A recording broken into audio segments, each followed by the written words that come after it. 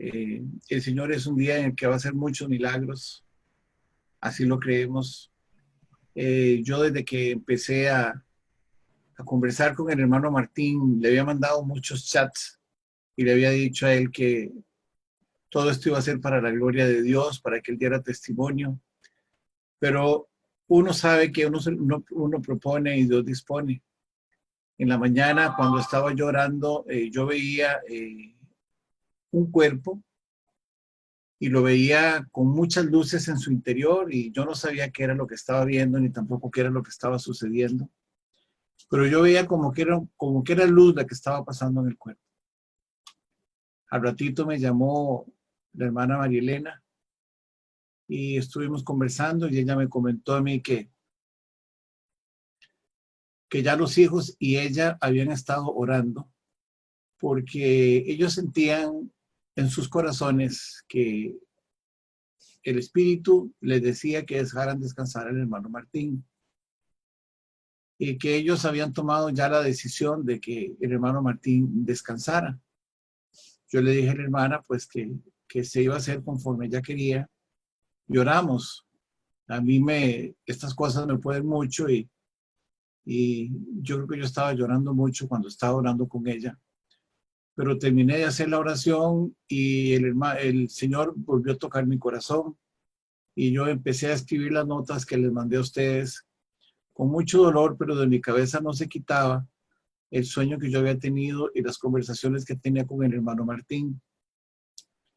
Terminando yo de redactar el texto que mandé a los grupos, me llamó la hermana y me dijo que era muy probable que el hermano Martín pudiera tener una actitud de mejora en su organismo, porque el doctor le acababa de llamar y le había dicho que iban a hacer todos los esfuerzos para que, para que el agua de los pulmones del hermano saliera y entonces pudiera tomar fuerza nuevamente su cuerpo. Entonces yo le di gracias al Señor y le dije que pues esa iba a ser su misericordia y que esa iba a ser su gracia. Inmediatamente redacté el texto que les mandé y me puse a orar, me fui a hacer una vuelta con Tere y yo le decía al Señor, Señor, ¿qué es lo que quiero predicar? Porque no sé qué decir. A mi mente vinieron muchas escrituras y vinieron muchas enseñanzas y lo único que pude hacer en este ratito que tuve fue hacer un esquema o una homilética de lo que voy a predicarles el día de hoy. Hoy es una vivencia. Esta vivencia que yo les voy a predicar a ustedes hoy fue la vivencia que yo tuve cuando tuve cáncer y cuando el Señor, cuando los médicos me dijeron que yo pues estaba desahuciado. Empezaron a venir a mi corazón las escrituras de aquella ocasión y entonces desglosé lo que ahora vamos a ir leyendo poco a poco y yo lo voy explicando. Pero antes de que empecemos en eso, yo le puse a la predicación de hoy, porque hoy va a ser predicación y no va a ser estudio. Yo normalmente estudio y no predico. El nombre va a ser cuando ocurren los milagros de Dios. Ese es el tema. Pero vamos a ampliar el espectro de personas por las cuales nosotros estamos orando.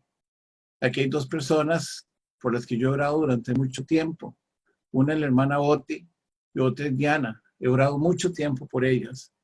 Y yo sé que el Señor ha venido restableciéndolas y ha venido haciendo milagros en sus vidas. Pero el Señor ha agregado más a esta congregación y nosotros ahora tenemos la responsabilidad, como los santos del Señor, de clamar fuertemente a Él para que el Señor escuche la oración de un pueblo, el clamor que nosotros tenemos.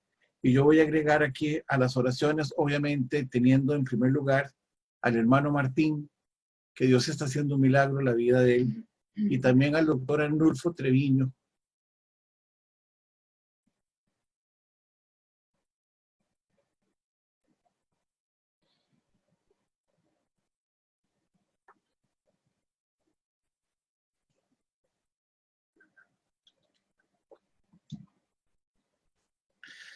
Para que el Señor opere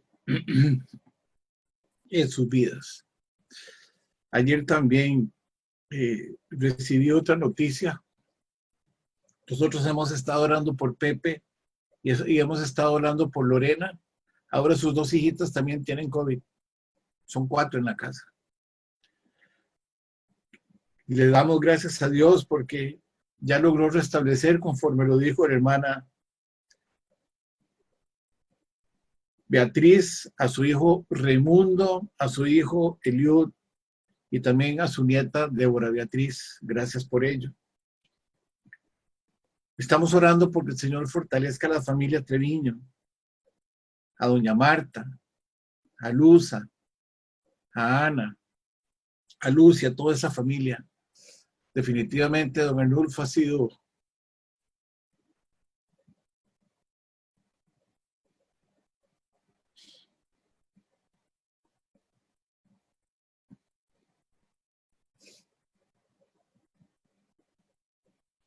un ejemplo para todos nosotros. También oramos por Juan González. Oramos por Sandra Telles, la enfermera que tiene COVID. Por Keila Franklin, que también tiene COVID. Y oramos por todas las personas que en estos momentos padecen COVID y que tienen alguna enfermedad. A ellos es que levantamos nuestro clamor. Te lo voy a pedir al hermano Milton que haga una oración para poder bajarme un poquito esto.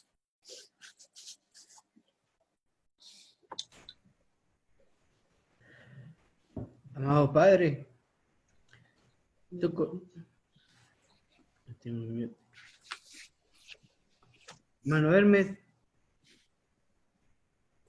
Manuel Sí, okay. sí, ya. Amado Padre, tú conoces nuestros corazones, sabes el amor que nos inunda por nuestros hermanos, Señor. Señor, nosotros en este momento levantamos un clamor por todos nuestros hermanos. Tú los conoces por nombre, Padre. Desde el vientre de sus madres, tú sabías quiénes eran, Padre, y qué vendrían a hacer a nuestras vidas. Gracias, Señor, porque a través de tu palabra los hemos conocido. A través de las vivencias, Señor, que nos has permitido tener con ellos. Nos has enseñado que no somos perfectos. Nos has mostrado, Señor, que la perfección solo viene buscándote a ti. En el nombre de Jesús, papito, que tú tomes control de sus vidas. Que este servicio, Señor, sea un aroma, una fragancia exquisita para ti, Señor. Que pueda sentir este pueblo que a una sola voz te pide, te clama. Te dice, Señor, que se haga tu voluntad, pero si a nosotros nos preguntas, Padre, por nuestra naturaleza, te pedimos siempre que no los queremos dejar de ver, que queremos mejor ver la sanidad en ellos, que queremos, Señor, seguir aprendiendo de sus enseñanzas, aprendiendo, Señor, de todo aquello que tú en tu misericordia les has dado para mostrarlo a nosotros. En el nombre de Jesús, Señor, que ese caminar en ellos que nos cautivó, esa humildad, Padre Celestial, en ellos, que nos hizo saber que ahí estabas tú, en sus corazones.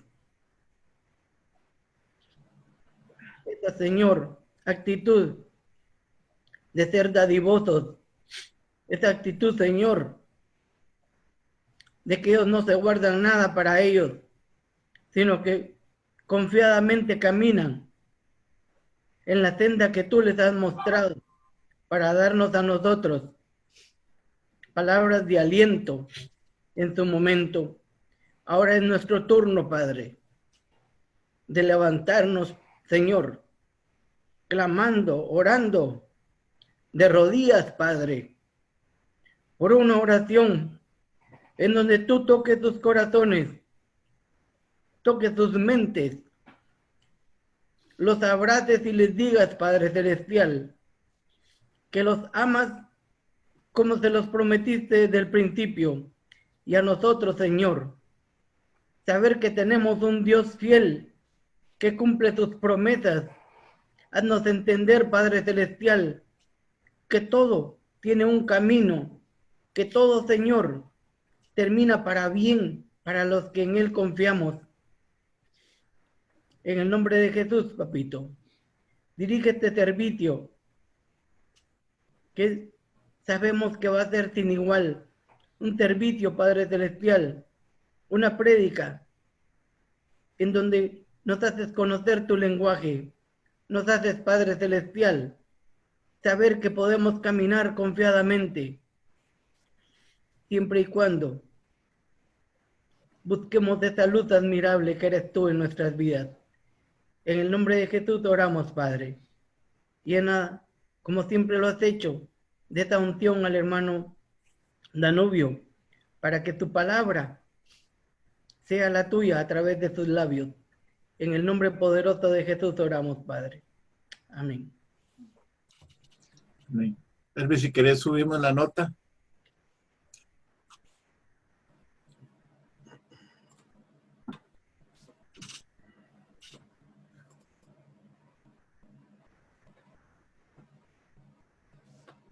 Esto que vamos a estar predicando hoy, como les dije a ustedes al principio, fue la vivencia que Dios puso en mi corazón cuando yo también estaba batallando contra el cáncer.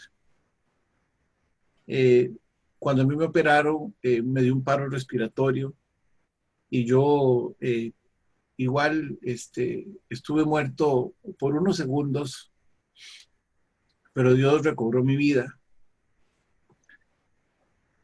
Así como con los dos profetas del libro de Apocalipsis, ellos murieron hasta que habían concluido su obra. Ninguno de nosotros va a fallecer antes de que Dios lo permita, porque nosotros tenemos una obra que concluir. Y esta enseñanza Dios la puso en mi corazón hace mucho, pero mucho tiempo. Les estoy hablando de que eso fue en el año 96, ya hace bastantitos años. Él la puso para la gloria y la honra, y hoy cuando estaba yo pues meditando en las palabras del hermano Martín, de don Arnulfo y de todas las personas por las que yo estaba orando, y yo le preguntaba al Señor qué quería que dijera yo de él. El Señor me puso a dos personas. Me puso a Elías y me puso también a Lázaro. Y yo voy a predicar de los dos, pero yo voy a hacer la predicación desde la perspectiva de los milagros y por qué ocurren los milagros. Y para ello me fundamenté en el libro de Reyes, en el capítulo 1:17, como ustedes lo tienen ahí, y también en el libro de San Juan, en el capítulo 11. Simplemente hice una extracción de los pasajes más importantes y de las ideas que yo les voy a explicar. Así que si ustedes lo quieren recibir en su casa, lo van a tener y van a tener que meditar bastante en él, porque para mí esto fue la esencia de mi vida.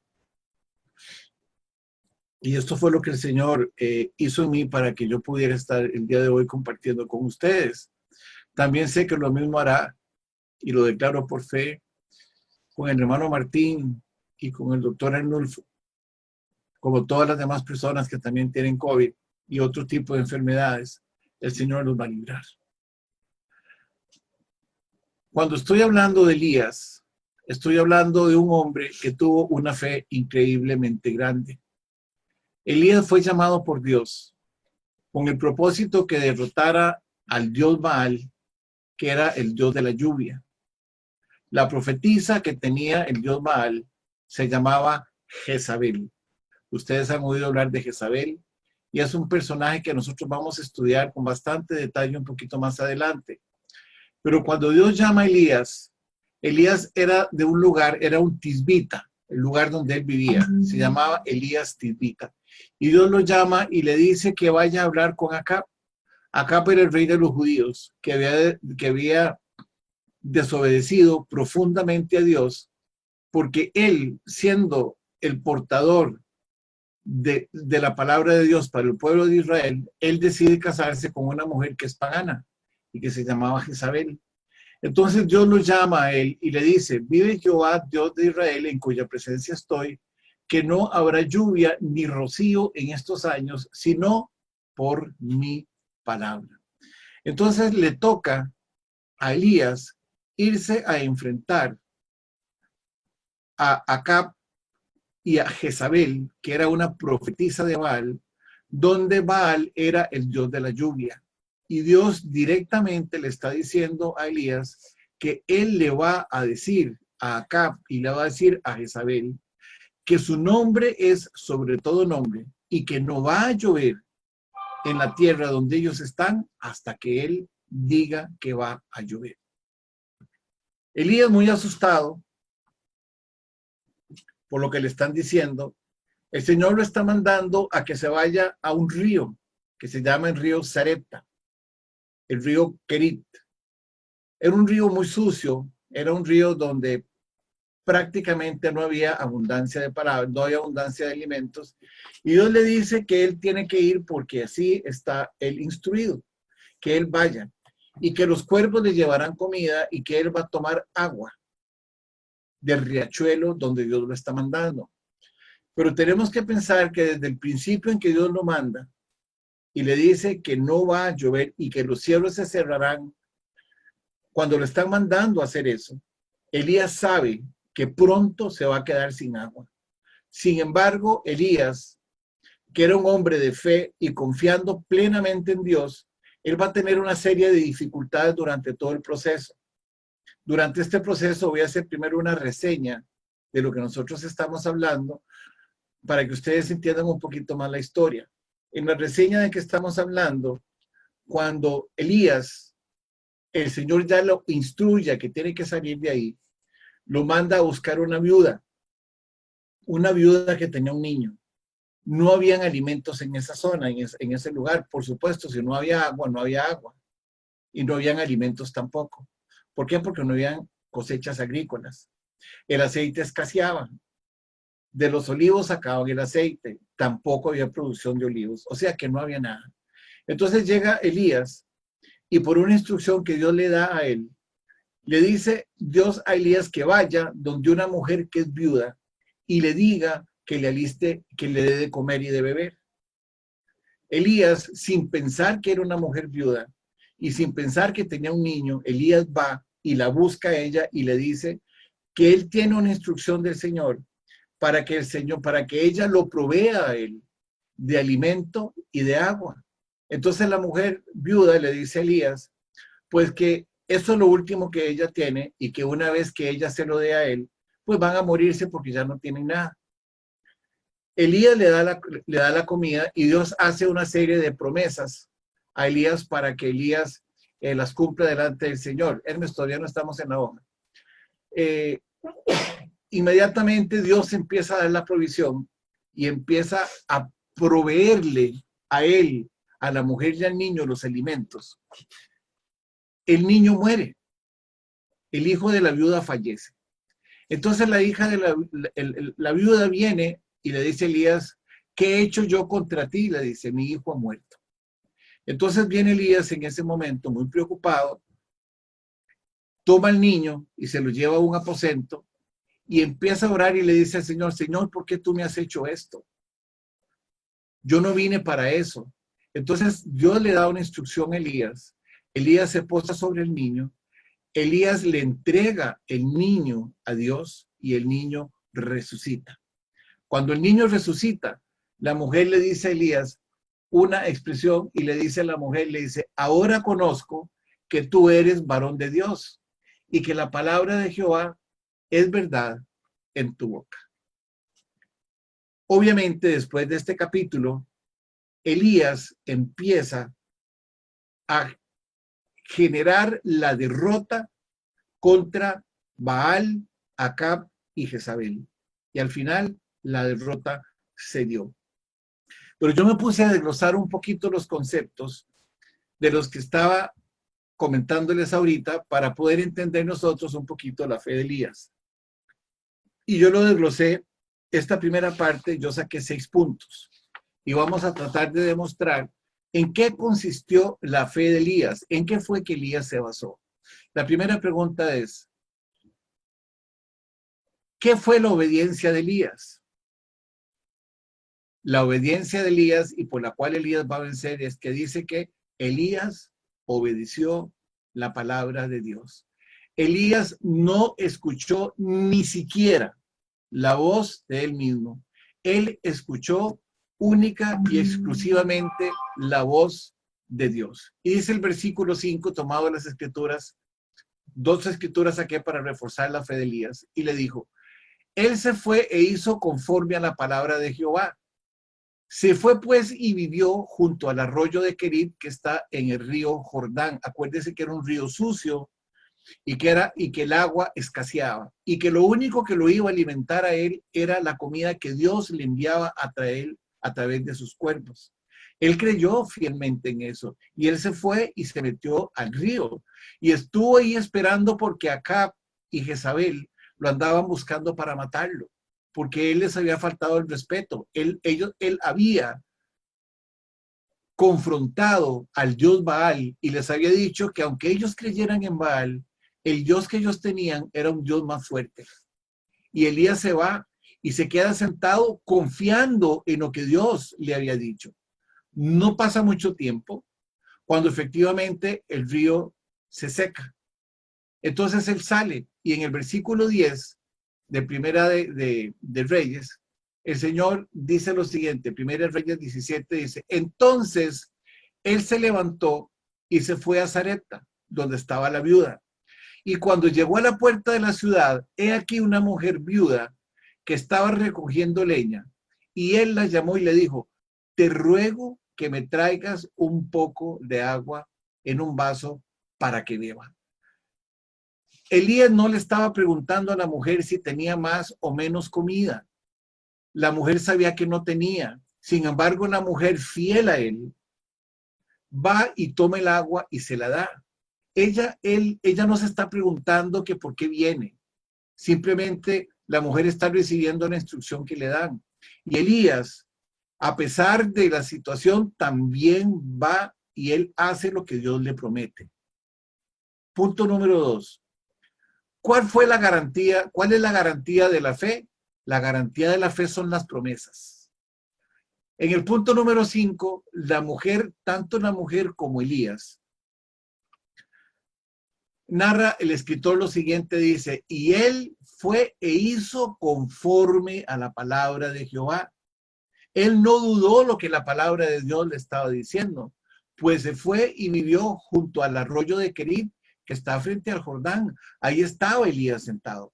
Ahí estaba él en un arroyo que estaba seco. Estaba él en un lugar donde la única forma que él tenía de subsistir era creyendo en la palabra de Dios. Y estuvo ahí un año él esperando a que eso se diera.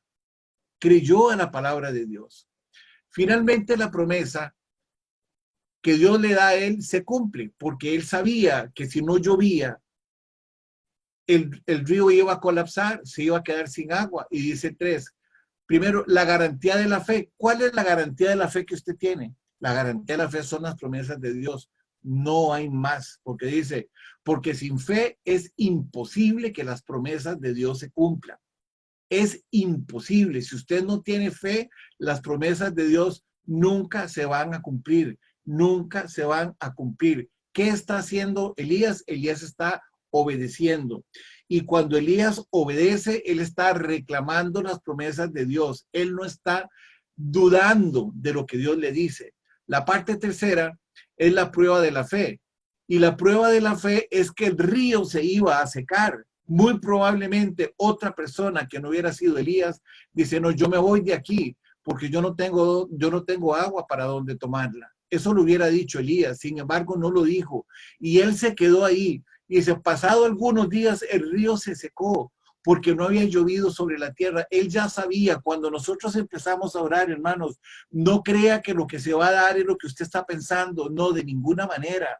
Lo que se va a dar es el plan perfecto que Dios tiene para cada uno de nosotros. Usted está clamando, pero Dios tiene un propósito distinto a su clamor. Por eso nosotros debemos de orar y debemos de estar clamando conforme a la voluntad de Dios. Yo estoy en esta tarde hablando de la palabra de Dios, porque yo sé que el Señor está reconfirmando lo que en mí hizo hace muchos años, y estoy seguro que en todos ustedes el Señor ha hecho lo mismo. Él sabe que su fe va a ser probada. El Señor dijo, porque para que ustedes entren al reino de los cielos tienen que pasar muchas pruebas. Nosotros, Elías y el mismo Jesucristo pasó por muchísimas pruebas, porque Dios prueba la fe de nosotros.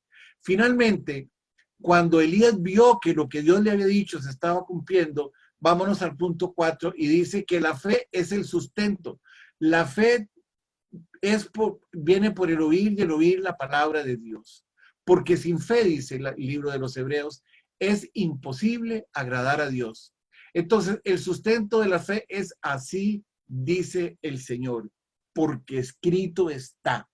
Dice, Jehová Dios de Israel ha dicho así, la harina de la tinaja no escaseará, ni el aceite de la vasija disminuirá hasta el día en que Jehová haga llover sobre la faz de la tierra. Dios está diciendo a él que el sustento que él les va a dar a ellos está fundamentado en su fe. Esa fe se escaseará, se cumple en algunas de las palabras que están dichas en este versículo que dice, una, no escaseará. No escaseará la providencia de Dios sobre nuestras vidas. Tampoco, dice, disminuirá. Siempre será una medida apretada y rebosante. No escaseará y siempre habrá una medida apretada y rebosante para cada uno de nosotros. ¿Hasta cuándo? Hasta que el Señor haga llover su gracia sobre la vida de cada uno de nosotros. ¿Y qué es la gracia? La gracia es tener nosotros el regalo inmerecido de que pase lo que pase, nosotros somos sus hijos. Eso es lo que quiere decir.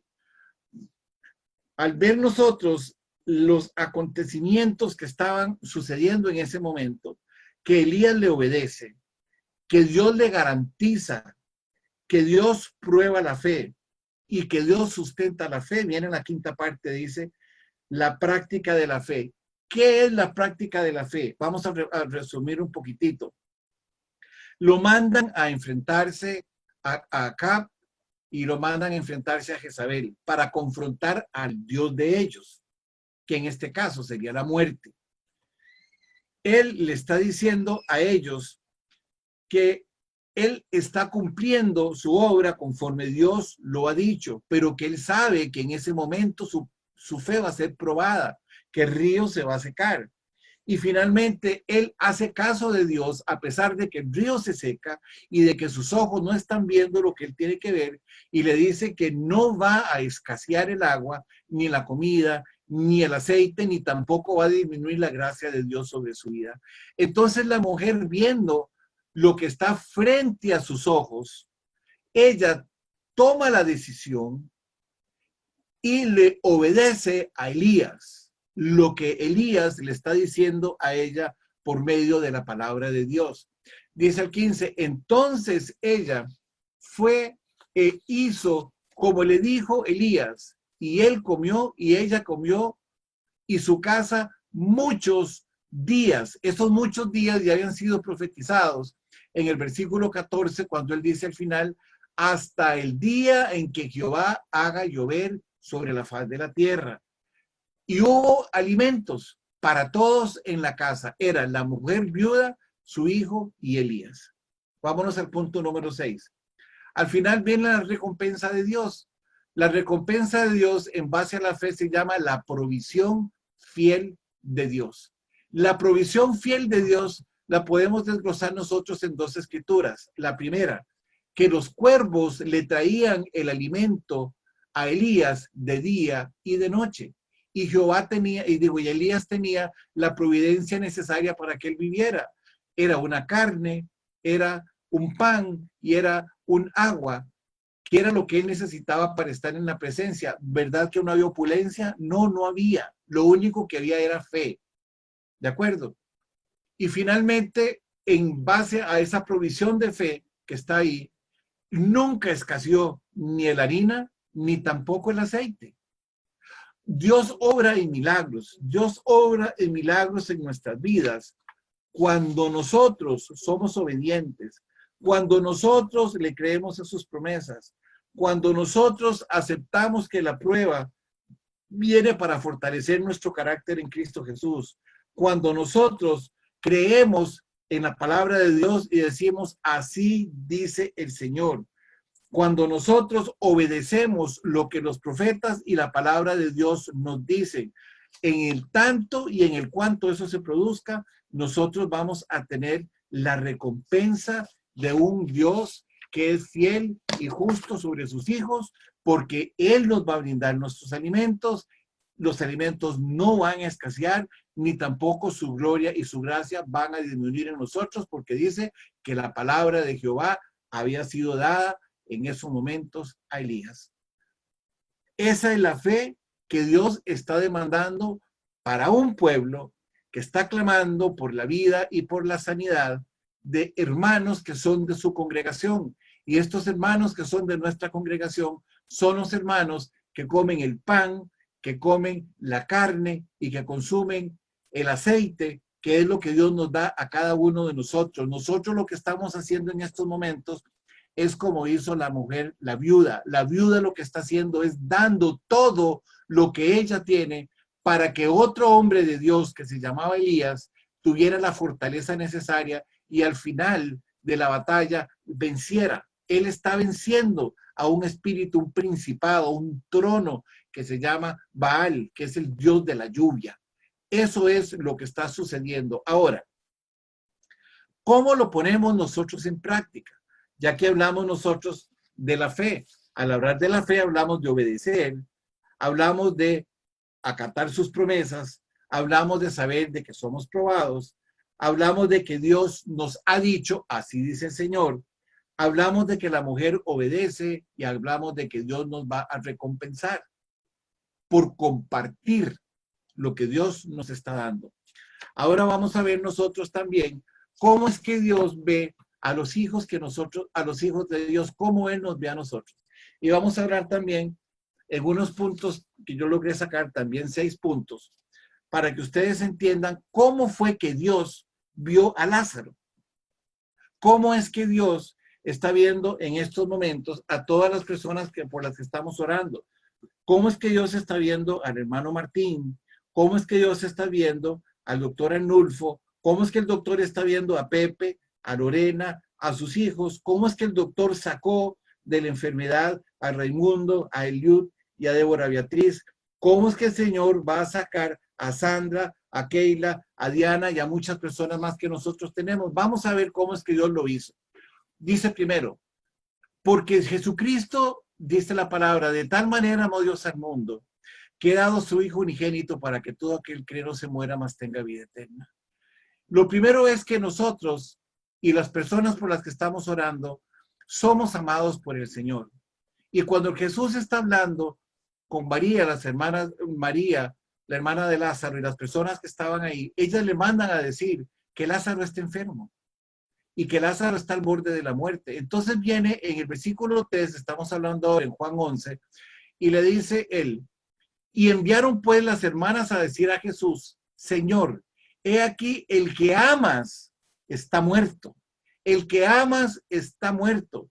Y amaba a Jesús, a Marta y a su hermano Lázaro, a su hermana y a Lázaro. Jesús los amaba porque Jesús vino al mundo a dar su vida por nosotros. Jesús nos ama.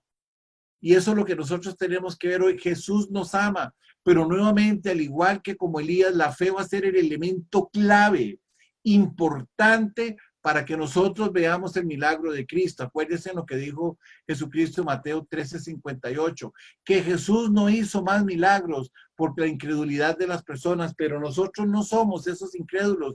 Jesús nos ve a nosotros y nos ama, nos considera sus hermanos, nos considera sus amigos.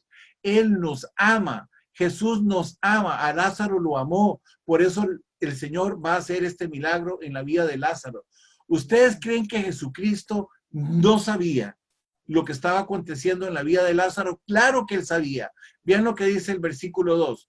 En el punto número 2, en el versículo 4 de Juan 11, le dijo así: oyendo Jesús les dijo, esta enfermedad no es para muerte. Claro, él sabía que Lázaro estaba enfermo. Él sabía que Lázaro estaba pasando tribulaciones. Él sabía que Lázaro estaba luchando por subsistir. Y la oración de sus hermanos y de sus amigos también estaban ahí presentes. Y entonces le dijo, esta enfermedad que tiene Lázaro es para la gloria de Dios, para que el Hijo de Dios sea glorificado. Las enfermedades que nosotros tenemos es para que Dios demuestre en nosotros y en la vida de las personas que están con nosotros que Él es Rey de Reyes y que Él es Señor de Señores y que Él es sobre todo trono, sobre todo dominio, sobre todo principado, sobre toda potestad, sobre todo gobierno, sobre todo hueste inmunda de maldad. Él es sobre todo, y las enfermedades, como habíamos estudiado nosotros en el libro de Romanos 5:12, las enfermedades entraron por el pecado de Adán y Eva, y Jesucristo les está diciendo, esta enfermedad no es de muerte, no es de muerte. Los cristianos no morimos para una eternidad. Los cristianos morimos porque nosotros vamos a estar en la presencia de Dios todos los días hasta el fin del mundo y en una eternidad. Entonces Jesucristo está diciéndole a los que están con Lázaro en ese momento, dice, esta enfermedad de Lázaro no es una enfermedad para muerte, sino para la gloria de Dios, para que el Hijo de Dios sea glorificado. Entonces viene la mente de las personas y al igual que con Sarepta, empiezan a pensar en la escasez y empiezan a darle argumentos humanos a Jesucristo de la muerte de Lázaro. Y entonces le dan 3 versículos a Jesucristo donde le están hablando de Lázaro. Y le dice uno, en el 17, vino pues Jesús y halló que hacía ya 4 días que Lázaro estaba en el sepulcro. El sepulcro es el lugar donde yacen los muertos físicos. Y Jesucristo está viendo, Él está viendo que Lázaro está en un sepulcro, pero para Él Lázaro no está muerto, para Él Lázaro está vivo. Y entonces viene Jesús y dice en el 39, dice, y dijo Jesús, quitad la piedra. Entonces viene otra vez un argumento de Marta, y Marta, la hermana del que había muerto, le dice, Señor, hiede ya, está podrido, está descompuesto porque hace 4 días que nosotros lo tenemos ahí. Y viene en el 44, dice, y el que había muerto salió. Jesucristo le dijo, no está muerto, no está muerto porque la gloria en la vida de Lázaro soy yo, no está muerto. Y entonces dice, y el que había muerto salió, atadas las manos y los pies con vendas y el rostro envuelto en un sudario. Jesús le dijo, desátenlo y déjenlo ir, desátenlo porque yo tengo autoridad sobre la muerte. La muerte no va a tocar a Lázaro nunca, ni la muerte física ni la muerte espiritual, ninguna de las dos.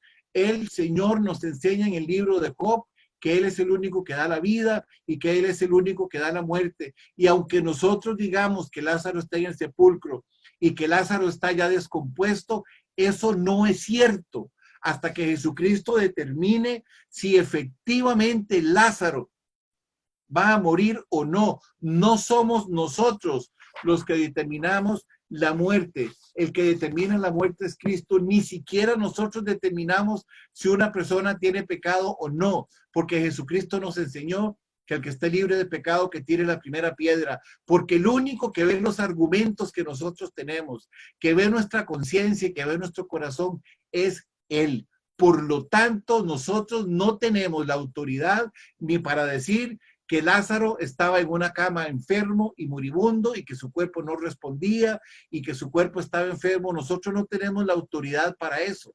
No tenemos ninguna autoridad. Y Jesucristo les dijo al final, desatadlo. Finalmente, en el punto número 4, dice, Lázaro es resucitado por Cristo. Vamos a ver qué pasa. Después de los argumentos que les estoy dando, Jesucristo se para enfrente a Lázaro y le dice en el versículo 3, y habiendo dicho esto, ya que eso lo dijo en el versículo 3, pero la gente no lo cree. Vamos a compararlo con el 44. Al principio de la conversación, Jesucristo dijo, y habiendo dicho esto, clamó a gran voz diciendo, Lázaro, ven afuera, porque el Espíritu de Dios estaba en Lázaro. Y Lázaro no oyó, porque también se consideró muerto, y las personas que estaban con él lo consideraron muerto. ¿Por qué lo consideraron muerto? Porque estaba atado. Y en el 44 dice, y el que había muerto salió, atadas las manos y los pies con vendas y su rostro envuelto en un sudario. Y le dijo, desatadlo y dejadle ir. ¿Cómo salió él? Él salió lleno de ataduras. Él salió lleno de ataduras. Él salió con sus manos atadas y con sus pies atados. Esto es una alegoría. Nosotros estamos creyendo que las personas están muertas y no están muertas. Dios no ha decretado la muerte de ellos.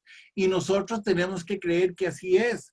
Y Dios les da la orden, ya le había dado la orden a Lázaro de que Lázaro no tenía nada porque le había dicho Lázaro sale. Y finalmente cuando Lázaro sale, bingo, porque nos estamos dando cuenta que Lázaro está saliendo lleno de ataduras no solamente de él, sino de las personas que estaban con él porque ya lo estaban proclamando muerto. Y no es así. Él no estaba muerto hasta que Jesús lo determine. Finalmente dice, libre por Cristo, no libro. Libre por Cristo. A Jesucristo le dijo, desátenle. Nosotros tenemos que decir sobre la vida del hermano Martín, Señor, desátenle. Señor, desátale. Señor, desata la vida del hermano Arnulfo. Desata la vida de todas las personas por las que nosotros estamos orando. Ellas son sanas. Esa es tu voluntad. No lo cambies, Señor. Esa es tu voluntad. Ellos son libres. Ahora, ¿por qué son libres? Vámonos al final de toda esta enseñanza. Porque nosotros somos el testimonio viviente de Jesucristo. Vamos a ver qué dijo en el punto número 2 y otra vez al principio. Dice, y le hicieron allí una cena. Y le hicieron allí una cena a Cristo. Y Marta servía. Y Lázaro era uno de los que estaban sentados con él, al igual que nosotros. ¿A dónde estaba él? Él estaba en una cena, él estaba en una comunión con el Señor. Él estaba compartiendo el pan y el vino, si lo viéramos en el contexto del día de hoy. Y Lázaro iba a pasar todo ese proceso porque él iba a dar testimonio de quién era Jesucristo. Toda la prueba venía dada para que se entendiera quién era Jesucristo. Y al final dice en el 11, porque a causa de él, muchos judíos se apartaban porque creían. Estos dos versículos están en San Juan 12. Cuando después de que Lázaro resucita, Lázaro era uno más en la mesa. Era uno más en la mesa. Y cuando Lázaro resucita, ¿qué está pasando con los incrédulos judíos? Los incrédulos judíos y el mundo empieza a creer en Lázaro, dice, porque a causa de él, muchos de los judíos se apartaban y creían en Jesús.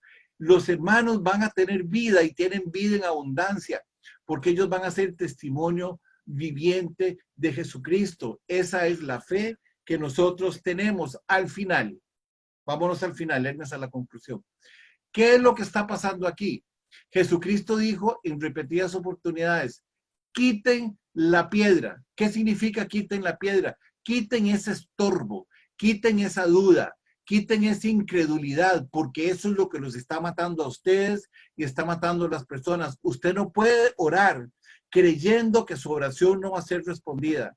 Usted tiene que orar creyendo y sabiendo que Dios ya hizo el milagro. Y voy a leer las escrituras finales que están en Juan 11, el 39 al 44. Y le dijo Jesús, quitad la piedra, quiten el estorbo, quiten aquello que no hace que yo pueda obrar. Quítenlo, quiten la incredulidad. desaten fe sobre sus vidas y verán que yo lo voy a hacer. Dice Marta, la hermana del que había muerto, dijo, Señor, otra vez la incredulidad, Señor, hiere ya, porque es de 4 días. Y entonces viene Jesús y le contesta con la escritura favorita mía y le dijo, ¿no te he dicho que si crees verás la gloria de Dios?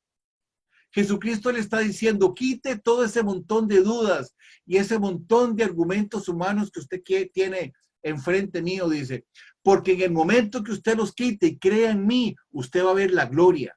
Mientras usted no lo haga, no la va a ver la gloria. Usted va a estar atada a un pasado como estaba Lázaro atado. Lázaro estaba atado de manos y estaba atado de pies. Entonces, dice el 41, quitaron las dudas y todos los argumentos humanos de donde había sido puesto muerto. Y Jesús, alzando los ojos a lo alto, dijo, Padre, gracias te doy por haberme oído. Claro, ya se había quitado la piedra, ya se habían quitado las dudas, ya se habían quitado los argumentos. Entonces, cuando todos los argumentos humanos se fueron, Jesucristo entonces actuó y le dijo, gracias, Padre. Padre, gracias te doy por haberme oído. Yo sabía que siempre me oyes. El Señor sabe que siempre nos oye y eso lo dice en Mateo 6. Dice que desde antes de que nosotros le pidamos, Él ya sabe qué es lo que Él nos va a dar a nosotros. Pero los argumentos negativos no hacen que nosotros podamos ver con nuestros ojos la gloria de Dios. Entonces le dicen en el 42, yo sabía que siempre me oyes, pero le dije por causa de la multitud de los que están alrededor, para que crean que tú me has enviado. La única esperanza que nosotros tenemos es en Cristo Jesús, cuando nosotros creemos y confiamos en Él. Cuando nosotros, al igual que el proceso que tuvo Elías obedeció, Elías confió en sus promesas, Elías sabía que iba a pasar las pruebas, Elías predicó la palabra y la gente creyó. Elías obtuvo la recompensa de la palabra de Dios. Esa fue la fe que tuvo Elías. Y esa es la fe que nosotros tenemos que tener. Y finalmente dijo en el 42, dice, yo sabía que siempre me oyes, pero lo dije por causa de la multitud que está alrededor, para que crean que tú me has enviado, para que crean que tú eres el que hace los milagros, para que crean que tú me enviaste a redimir este pueblo que estaba perdido.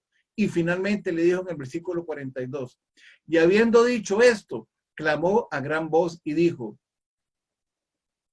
Lázaro, Martín, Arnulfo y todas las personas que estamos orando en estos momentos, salgan porque ya yo los sané. Salgan porque la vida eterna es de ustedes. Salgan porque a través de sus vidas yo voy a predicar.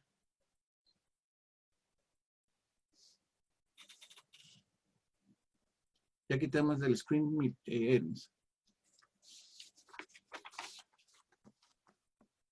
Vamos a orar, hermanos, y a darle gracias a Dios por esta palabra. Gracias, Padre Santo, Señor del cielo y de la tierra. Gracias, Señor, por los testimonios, Señor, que nosotros vemos ante nuestros ojos. Señor, no solamente queremos ser cristianos, Padre, que repetimos a grandes voces que el mar se abrió, que Dios sacó a Egipto del cautiverio, que Dios venció al Dios Baal y a Jezabel por un hombre que te creyó a ti. Gracias, Señor, porque tú sanaste de una lepra a un hombre que se llamaba Naamán. Gracias, Señor, porque tú has hecho milagros todo el tiempo. Pero hoy, Señor, queremos quitar, Padre Santo, esa piedra que nos estorba, esa piedra que no nos permite ver tu gloria, porque tú nos has enseñado hoy que si tú crees, verás la gloria, Señor. Y nosotros queremos ver la gloria de Dios en nuestras vidas reflejada, Padre. Queremos verla en la vida de nuestros hermanos, no solamente en la vida física, Padre Santo, porque la vida física es circunstancial, sino, Padre Santo, en la vida eterna. Nosotros, como lo estudiábamos el viernes, nosotros ya no vamos a morir. Nosotros vamos a la presencia del Padre. Pero estamos clamando, Señor, porque las vidas de nuestros hermanos, Señor, de todos los hermanos por los cuales nosotros hemos orado, la vida de Martín, de Pepe, de Lorena, de sus hijos, Señor, la vida de don Arnulfo, la vida de doña Marta, la vida de Luza, la vida de Ana, la vida de Débora, la vida, Señor, de Sandra, la vida de Keila, la vida de Diana, la vida de todas las personas, Señor, están en tus manos. Nosotros te pertenecemos a ti, Señor. Nosotros no somos los dueños de su vida. Y tú dejaste una palabra, Señor, de promesa para cada uno de nosotros. Tú nos enseñas en el libro de Isaías, Señor, que una cosa es lo que estamos pensando aquí nosotros en la tierra y otra cosa, Señor, es lo que tú estás pensando en el cielo. Señor, ¿cuántos argumentos tenemos nosotros en estos momentos, Padre Santo, para no creer en la sanidad? Estamos creyendo, Señor, que si tomamos un medicamento o no. Estamos creyendo que si salimos o no. Señor, nadie se muere en la víspera. Nadie, Señor. Tú hiciste que los 2 profetas del Antiguo Testamento, Señor, predicaran durante 3 años y medio. Y el anticristo no los pudo matar, sino hasta que tú así lo quisiste. Igualmente es con la vida de nosotros, Señor. Tú tienes, Padre, un propósito en la vida de nosotros, porque nosotros somos, Padre Santo, escogidos desde antes de la fundación del mundo, para que seamos santos y sin mancha, Señor, para que demos testimonio de tu gloria, Señor, en el nombre de Jesús. Padre, que nosotros no juzguemos con nuestras obras, con nuestros ojos, Señor, ni con nuestros pensamientos, ni con nuestro corazón, Señor, todo aquello que tú has hecho perfecto, Señor. Te pedimos, Padre, perdón en el nombre de Cristo Jesús, Señor, si en algún momento hemos dudado de que tú vas a hacer un milagro. Es que el milagro ya está hecho, Señor. El milagro ya está hecho, Padre Santo. El milagro es que todos nosotros, Señor, vamos a ver con nuestros ojos tu gloria. El milagro es, Señor, es que nosotros nos vamos a ver nuevamente en tu presencia. Y el milagro es, Señor, que muchos van a ser testimonio aquí en la tierra, Padre Santo, para llevar muchos a los pies de nuestro Señor Jesucristo, como lo fue Lázaro, Señor. Si las obras no han concluido, no habrá nada, Señor, que pueda impedírselo, Señor. Te pedimos, Padre Santo, que a todos nosotros, como Elías te lo pidió como Eliseo te lo pidió cuando Elías se iba, Señor, que nos des una doble porción de fe, Señor. Para creer nosotros, Padre Santo, que el que hace la obra eres tú y que ya toda la obra está hecha, Señor. Que solamente los valientes, Padre, arrebatan el reino de los cielos. Que solamente aquellos que tienen fe, Señor, aquellos que saben, Padre Santo, que todos los días anochece y que todos los días amanece. Aquellos, Señor, Padre Santo, que saben que la sangre no se puede duplicar. Aquellos que entienden, Señor, que el agua no se puede reproducir. Aquellos, Señor, que entendemos, Padre Santo, que tú eres un Dios sobre todas las cosas. Aquellos, Padre Santo, que sabemos que la muerte y el Hades no prevalecerán nunca contra ti, Señor. Aquellos que entendemos, Padre Santo, que la única manera de mantener la vida eterna es predicar el Evangelio. Señor, ¿y quién más que el hermano Martín, Señor? ¿Y quién más que el hermano Arnulfo, Padre Santo? No hay más que ellos, Señor, Padre. Ellos han predicado durante toda su vida un amor, Señor. El hermano Martín a través de la enseñanza de su palabra, Señor.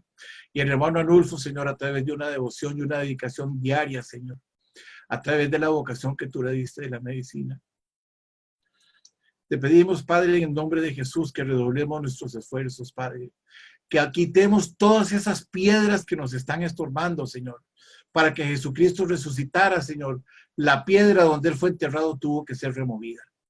Igualmente nosotros, Señor, dinos, Padre, ¿qué tenemos que quitar? Dinos, Señor, cuáles son todas aquellas cosas que nos estorban para tener una verdadera vida en Cristo. Dinos, Señor, en el nombre de Jesús.